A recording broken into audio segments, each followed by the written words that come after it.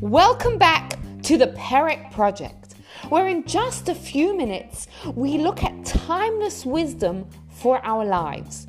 Whether you're just jumping in or you've been following along for a while, we are going to share some incredible insights in this episode. We have all at some point or another been asked to contribute towards a cause. What's our attitude? Well, there are 4 different types of attitudes. Which one are you? There's the person who is generous to a fault. They give, but they don't want others to lose their money and give. Now, such a person, they begrudge others the merit of the mitzvah of giving charity. Interestingly, you'll often find that Jewish institutions are supported by many donors.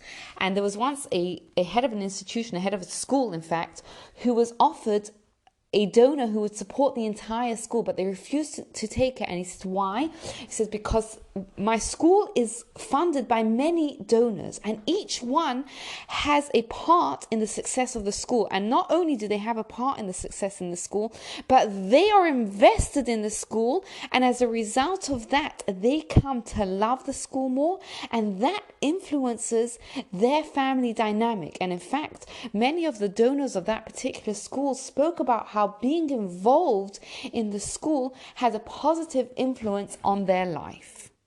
There's a second type, a person who tries to get others to give, but doesn't want to give themselves. Now, often this stems from a mindset of fear. The person doesn't believe what the Torah promises us, that someone who gives to charity will not lose out. They will see that money come back to them. I have the most amazing story to tell you about a 6-year-old girl called Brody.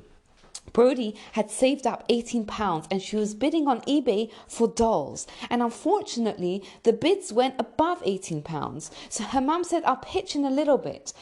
But then the bids went to something like £40 and the mother said to the little girl, that's too much. And the little girl was so disappointed.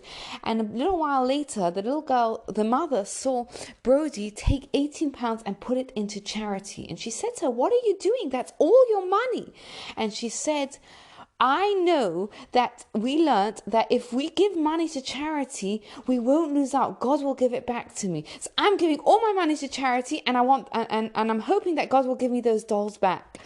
And indeed, what happened is the mum found those dolls on Facebook Marketplace for a reasonable amount, and this little girl got the dolls that she wanted. What incredible belief this little girl had. There's a third type, and this is someone who not only gives themselves, but tries to get others to give. This is a person who goes above and beyond. They not only care about other people's physical needs, but they care about others' spirituality. They want to get others involved. And we know from the success of crowdfunding that goes on, it's such a successful way of raising funds and helping out a good cause.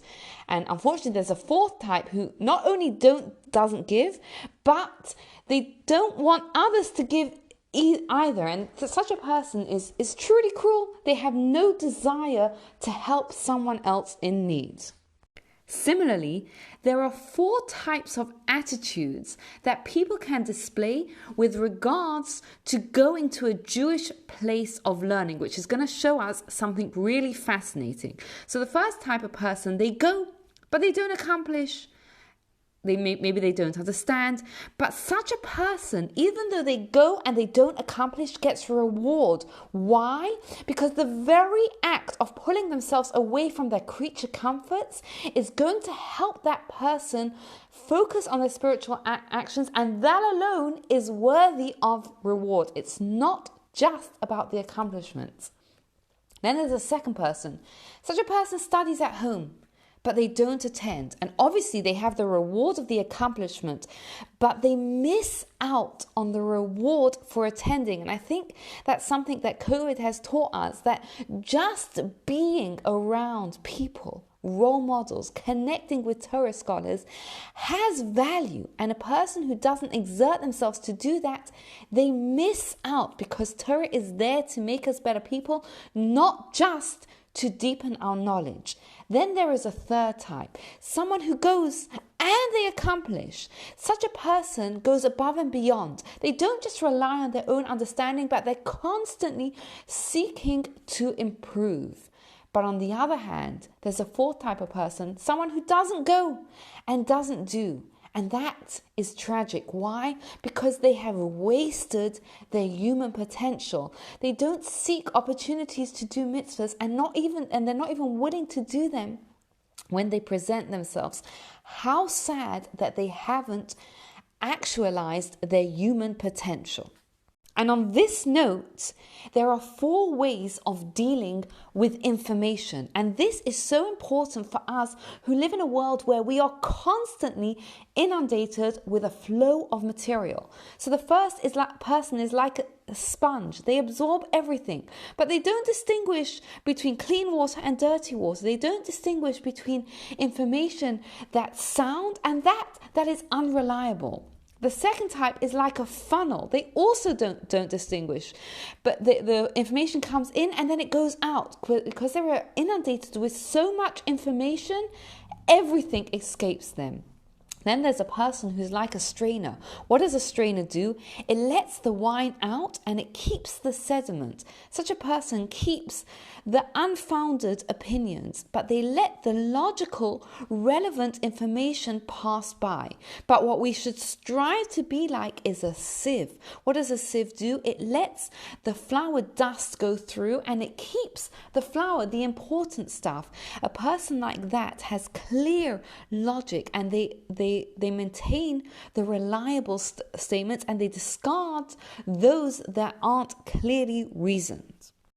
Now, whichever of those 4 we identified ourselves as with regards to giving, with regards to self-improvement, and with regards to our consumption of information, the most important thing to remember is that we are not static. We can change and we can move towards the ideal.